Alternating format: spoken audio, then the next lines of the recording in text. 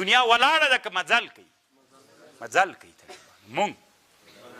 مونږ ولاړ یو طالبان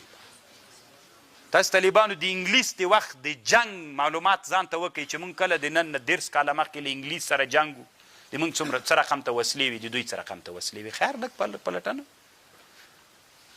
بیا 100 کاله بعد مو د امریکایانو سره جنګ سو بیا مونږ طالبانو چې د جنګ بڼه ولا بیا څه رقم ته بیا به تاسو ته معلومات وسي چې هغوی څومره پرمختګ وکړو هماغه انګلیس سره مو جنګ 100 کاله بعد بیا هم هغوی څومره پرمختګ کړي و موږ څومره ډېر پرمختګ وکړو او علت یې دا د طالبانو ما تاسو ته غاوله ورځ باندې یوه خبره وکړله که غواړئ چې ټولنه مخته بوځئ داسې یو سنګر جوړ کړئ لکه علامه ابوالحسن چې هغه سنګر هم طالبانو دین وي او هم علم وي دا خو موږ چې زده کوو دا خو دین ده طالبان دا خو به خود زده کوو خو څوک هم باید زده کوو علم طالبانو چې دا نن تاسې ورته علوم عصري وي یا مباح بله یا مباح نه دي طالبانو دا نن په اسلامي امت فرض قرآن وی واعدوا لهم ما استطعتم من قوه ومن رباط الخیل داسې وسلې جوړې کوي ترهبون به عدو الله وعدوه چې خپل دښمن پې وویروئ کمې وسلې نه طالبانو دښمن ډارېږي داسې بلاستیکي توغندۍ نه ډارېږي طالبانو د کروس توغندۍ نه ډارېږي چې له غږ نه تیز حرکت وکړي طالبانو د دښمن په اهدافو ولګېږي ناست دلته یې که نه شنګای هلته جګېږي څومره خوند وکړي یعنې طالبانو په هغه شپه چې ایرانیانو په تل ابیب باندې توغندي وورول څومره خوند یې وکړ ځکه د اسلام له هدف نه ښول که نه د الله اکبر په نوم باندې څومره یې ولړزو طالبانو اسرائیلو بیرته متقابل برید کله بیا وکړ که موږ درلودلی طالبانو څومره خوند به یې دا اوس او دا یاد ساتئ طالبانو دا به اخرینۍ خبره درته وکړم دا د انسانیت قانون ده الاضعف طعمة للاقوا دا یو قانون هر ضعیف چې چا مړی ده فکر وکړئ د حیواناتو کې فکر وکړئ کوم حیوان خوري د ځان نه قوي که ضعیف منئ دا طالبانو دا د ژوند قانون د دنیا کې کم مملکت لاندې کوي استعمار کوي نیسي افغانستان طالبانو یو وری چا ونیو انګلیس ضعیف وکنه بیا چا ونیو دا اوس یاد ساتئ طالبانو دا منم چې الهي نصرت ته دا منم خو د الله قانون به منې ما من مولود الا یولد علی الفطره هر مولود الله په فطرت پیدا کوي فابواه یهودانی و یمجسانی کما تنتج البهیمة بهیمة جدعا هل تحسون فیه من جدعا الله فطرت و عادت تا ده چې مور نه بچی زیږوي دلته چې څومره ډېر ناست طالبانو د الله عادت تا ده 2 مو سترګې دي 2 مو غوږونه دي 2 مو سونډې دي 2 مو لاسونه دي 10 مو ګوتې دي د لاسونو الله تغییر راولي دا د الله عادت ده خو د الله عادت دا هم د طالبانو هره زمانه کې ضعیف دي چا مړی ده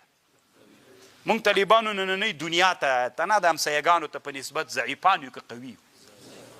مونږ طالبانو په دې سیمې کې چې دا غټ خماران پراته دي خواته چین پروت دی خواته روس پروت دی خواته امریکا بیا پرته ده مونږ طالبانو د لویو خمارانو په مابین کې پراته ضعیفان یو که قوي تاسې خو طالبانو ملایانو خپل کار د طالبانو زم یو ملا یم خو دا راسره یاد ساتئ که موږ په دغه ضعف حالت پاتې سو بل کافر بیا راځي بیا مو خوري لکه وږی سي طالبانو چې خامار وږی سي بیا مو خوري او موږ تیاره ښه مړی یم یو طالبانو ځکه مړی داسې یو چې هر څه مو پاتې دي دا یاد ساتئ الاضعف طعمة للاقوا څه وخت موږ د دوی له مړیتوب نه وځو موږ دې ته په دې خوشحاله کړي ماته مو کړه بیا یې ماته خو دې کړه خو ته خو دا باندې فکر وکړه چې موږ څومره ووژل سولو څومره تباه سولو څومره بېلارې سولو څومره سرکونه نه لرو څومره بې فرهنګه او بې تاریخ سولو څومره وځورېدلو څومره افغانان مو تیت په ترک سول د دې خو پوښتنه کوه که نه خبر دا اوس هم چې زه عمان ته تللی وم افغانان بیچارهګان 2 دانې هلته بیړۍ کې ورک سوي خو دا نهنګانو خوړلي وو که څوک وو دا خو د دې پوښتنه خو مو وکړه دا یو حالت د طالبانو موږ څه وخت د لویو نهنګانو د غټو ښامارانو له خولو نه خلاصېدی سو چې اقوا وګرځي کو امریکایانو ډېره اراده ایران ته درلودله چې وینیسي خو پوهېده د ایران حالت یې ټول وڅاره امریکایانو په دنیا کې امریکایانو 4 داسې تیارې درلودلي